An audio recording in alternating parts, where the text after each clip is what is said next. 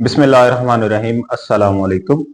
नाजरीन, आज हम जो टॉपिक डिस्कस करने जा रहे हैं आसमानी बिजली और इसकी वजूहात और इसका तदारक या एहतियाती तदाबीर।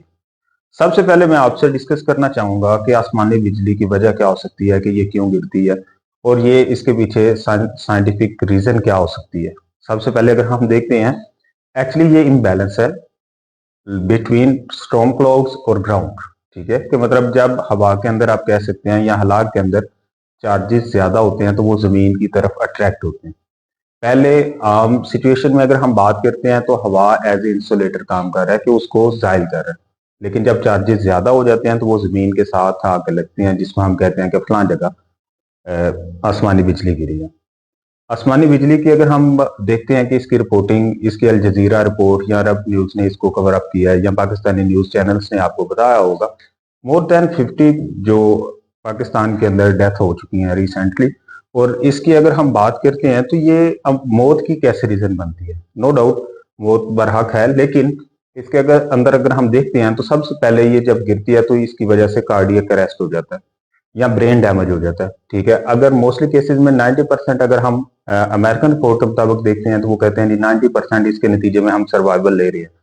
लेकिन पॉसिबिलिटी है कि उनके अंदर डिसेबिलिटीज आ जाए, लंबे अरसे के लिए वो बीमार हो जाए या at the end death reason हो जाती है। अगर हम बात करते हैं तो एक्चुअली ये कार्डियक सेल्स को डैमेज कर रही होती है, इम्बैलेंस करती है और डैमेज कर देती है।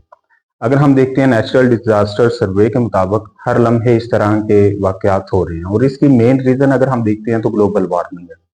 अब ग्लोबल वार्मिंग क्या है कि ये दिन ब दिन जमीन का टेम्परेचर इंक्रीज हो रहा है। इसकी डिफरेंट वजूहत हैं, वो एक लहदा हम टॉपिक के ऊपर डिस्कस कर सकते हैं।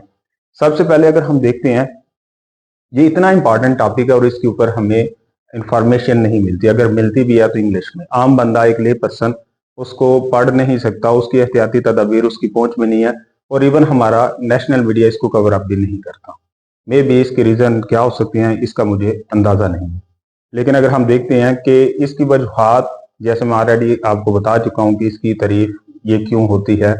अगर हम देखते हैं कि इसकी एहतियाती तदाबीर में सबसे पहले जब आसमानी बिजली एक सेकंड के अंदर 2 दफा या दो विद इन सेकंड्स ये गरज रही है तो पॉसिबिलिटी है ये गिर सकती है। ठीक है, सबसे पहले आप सेफ प्लेस के अंदर मूव करें। अगर आप किसी ऊंची जगह पे हैं, पहाड़ी पे हैं, तो सबसे पहले वो जमीन की तरफ तशरीफ ले आए।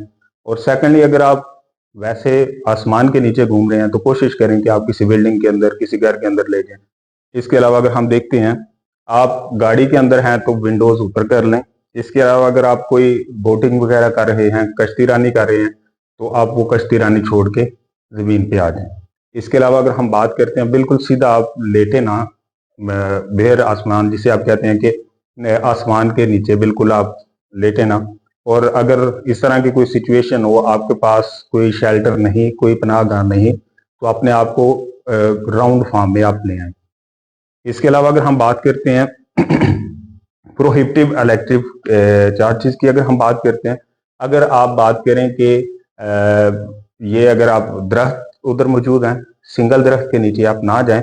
अगर एक पूरा झुंड है, कोई जंगल है, तो उसके लोअर नीचे वाली साइड पे जो दरख्त मौजूद हैं उसके नीचे आप चले जाएं। ये हमारी कुछ एहतियाती तदाबीर हैं जिनको हम बरवेकार ला के इन सारी चीज़ों से बच सकते हैं और अपने मालिक का शुक्र अदा कर सकते हैं। Thank you so much. अल्लाह हाफिज़।